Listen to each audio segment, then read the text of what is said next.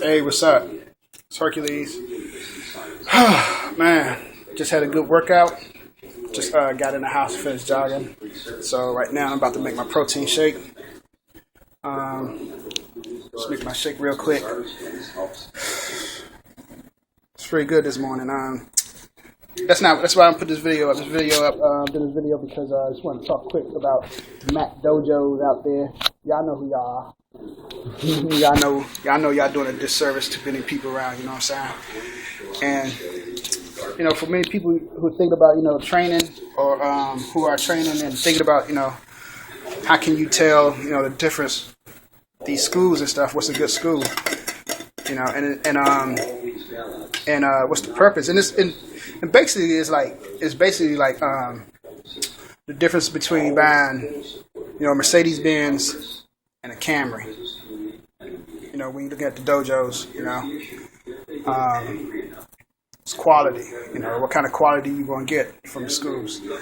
So one of the first things you do want to look for in a school, one of the first things you want to ask about is the lineage. Ask them, who they train under, where they get their training from, they get their black belt from. And then you go home and you can Google them. A lot of people nowadays like to claim, they won this and that championship. They done this and that. They train under Grandmaster so and so and so and so from here, whatever. You just go home. You can look it up. Type them in on the web. Type their name in, and you can see the majority of information on these schools and these people out here. You can find online. I met a lot of people always claiming they won. They were back in the days. They was a champion and won so many titles and stuff. And I go online and I look them up. And I see. All right, well, what I'm saying? You a champion where? Or I go ask my teacher. What I'm saying? My teacher back in the days, back in the 70s, back in the late 60s and 70s, my teacher was one of the major fighters up and down the East Coast. So I know, what I'm saying? He mostly know people that that was out there fighting. So don't come to me and talk about, I was champion back in the day. I won this tournament. So anyway, that's one of the things you want to do. What I'm saying? Check out the lineage. Check out who they train under. Another thing, you go to school, a lot of McDojos, they usually just have a lot of kid classes. You don't see a lot of adults training. So another good thing to look for is adult classes. Look for a lot of adult black belts that are in the class. That's one thing you want to look at. See how many adult black belts in there. Trying to put this protein shake in the drink. The raw joint. I love this one. It's pretty good. Look how many adult black belts are taking class. Senior adults, not kids, 16, 18, You want to see anybody over 20, 25, 20, 26 years old in the class training. That's another thing you want to look for, because by the time, people get their black belt, by the time you get your black belt, basically means that you learn all the basics. You have mastered the foundation of the art. That's what basically it means when you have a black belt. So by the time most people get their black belt, they have realized that they've learned basically what the person has off the offer. They have all the to offer, and they can decide whether or not they stay there. That's why at a lot of McDojos you don't see a lot of adults training there, because they realize they don't have nothing to offer. They got nothing. By the time you're 16 and you're looking around, you realize that, man, this guy has nothing to teach me, and they leave and they go to other styles. So that's one thing you look for. Another thing you want to look at is what do they emphasize? Are they about family fun, family oriented and just having fun, or are they about self defense? Are they about fighting, trying to defend yourself? And that's question you got to ask yourself: what are you signing up for? Are you signing up just to have fun, or are you signing up to learn how to fight, learn how to defend yourself, basically? yeah, those are a couple of things you want to look at, want to look for when you go into these dojos and trying to decide, whether what school to train under. You want to look at, saying how they fight. Most schools nowadays, they use a lot of people, they use sparring equipment. When I grew up, we never used sparring equipment when we fought. When I was coming up, and I never been hurt. Never. I ever have, never came home with a busted nose, busted lip, or a black eye, or a broken bone, or anything like that. From karate class, and you got hit, and you learn how to fight. I started when I was like 6 years old, and you never put on sparring gear, and you learn how to defend yourself. Some of these schools nowadays, for some reason, I don't know, what's up, who promoted now that you have to have on your sparring gear. You don't want to get hurt. And motherfucker, we're not trying to, not trying to break nobody's nose, not trying to knock people's teeth out. You teach people control. To teach your students how to, to hit people without hurting them.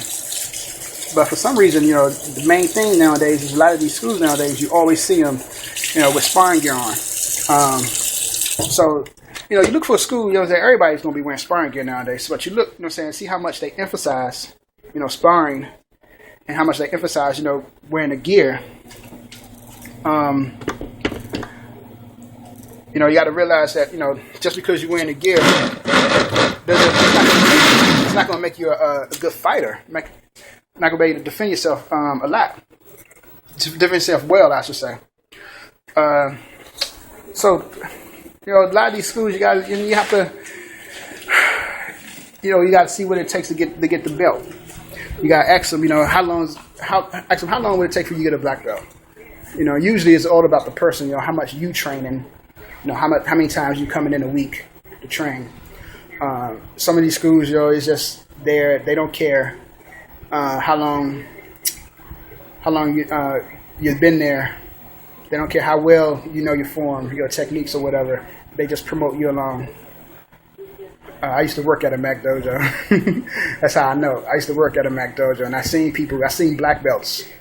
I seen people get promoted to black belt, and they don't know how to throw a side kick. Basic technique, side kick. They can't throw a basic side kick or a roundhouse kick, but yet they got promoted to black belt. People got promoted to second degree black belt. They couldn't fight. Couldn't do a back kick. I was like, this is ridiculous. But people is these type of schools, they're more about, just getting the money, just making the money, generating money. It's less concerned of whether you know how to defend yourself or not. Most of these schools, you go to a traditional school, all they do is that art. They're about the art. They'll teach you the techniques and how to defend yourself. They mainly will focus on their art. A lot of these schools nowadays, they hopping on the bandwagon. They mixing in. You see, it's taekwondo and mix. We teach also mixed martial arts. We teach also Brazilian jiu-jitsu. It's like, why are you hopping on the bandwagon? What do you do? What do you do well? What do you train in? I trained in all my life under taekwondo, tung sudo, up until I was an adult for all them years, and I've never until I was about 28, I think. Till I was about 28, I never trained in any other style, and I could fight. What? And I could fight. Because emphasis was learning how to fight, how to defend yourself. That was the reason my mom took me to the school. The reason, my dad took me to sign up was to learn how to fight in the street. And that's what we did. We learned, how to street fight.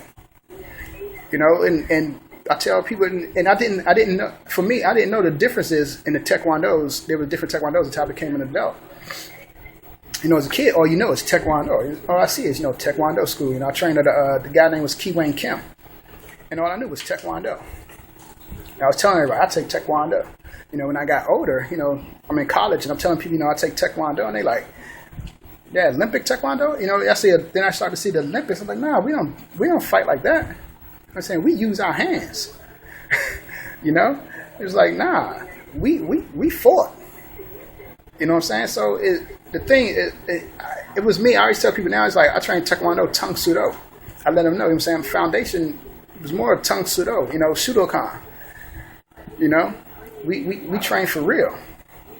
So, yeah, when you go to the schools, you want to look at, you know what I'm saying, all right, what are you about? You want to ask them, what are you about? What are you know what I'm saying, am I going to learn how to defend myself? Will I be able to fight?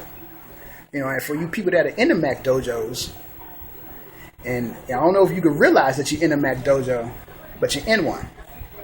If you've been there for over a year and you don't feel like you could defend yourself in the street, you need to leave. Straight up. I've met someone, I know someone personally who's been training for over a year, got his blue belt, and didn't tell me, he came to me and said, man, I don't feel like I can fight. He said, I feel like right now if I got in a street fight, I'd get my butt whooped. You can't go, man, I need you to teach me how to fight. So, seriously, if you've been training for somebody for over a year and you don't feel like you can defend yourself, you need to bounce. All right? Straight up. So, yeah, you got to ask a couple of questions when you go to these schools. You know what I'm saying? Number one, ask them, who do they train under? What's their lineage? Then, go home, Google them. Look it up. Go on Yahoo, type the name in, type in their teacher's name, see what they're about. Saying number two, look at how many adult black belts are taking a class. Look and see how many adults are in a class. All right, there's a lot of schools out here. All the McDojos out there. I'm gonna say a good 97% of McDojos, they're not gonna have adults in the class. It's gonna be all kids. And if you just want your child, somewhere to put your child after school to have fun, that's fine. All right. So, but that's what you got to look for. Third thing to look for is do they spar? Are they sparring frequently? When you watching them spar, even though you may not have even seen a karate match, a martial arts match before, even when you watching them spar, does it look logical? Does it look like they're just throwing anything out there? Are they going back and forth? You kick, I kick, you kick, I kick, you kick, I kick, you kick, I kick. No technique whatsoever. So yeah, you gotta look at what are they doing. Always ask them. Say what's your primary focus. Then this person might hit you with some bullshit like, oh, we focus on character development, discipline, courage, and strengthening the mind, strengthening the body, the spirit, and as well learning how to how to defend yourself. Yeah, whatever. You know what I'm saying? Ask them, man, y'all, are you about fighting? I'm trying to learn how to fight. I want to be able to walk to my car safely at night. You know what I'm saying? 2 or 3 guys come up to me. I want to be able to knock them out. Can you teach me that? Be direct. Can you teach my son that to defend himself when he go to school, when he walking home from school, and the kids want to jump him? Be direct. So that's just my take. There's a lot of McDojos out there, and the McDojos, they know they're a McDojo, man. They know they're a McDojo. Yeah, the McDonald's dojo. That's what we call them, McDonald's dojo, because they just running the mill, just handing out black belts, promoting people to belts, and not teaching the kids anything. So McDojos, McDojangs, or whatever you want to say, y'all know who y'all are, and y'all pathetic, and y'all need to quit that shit. Straight up, man. Yeah. So that's all I gotta say. Hey, holler at me. All right, I'm out.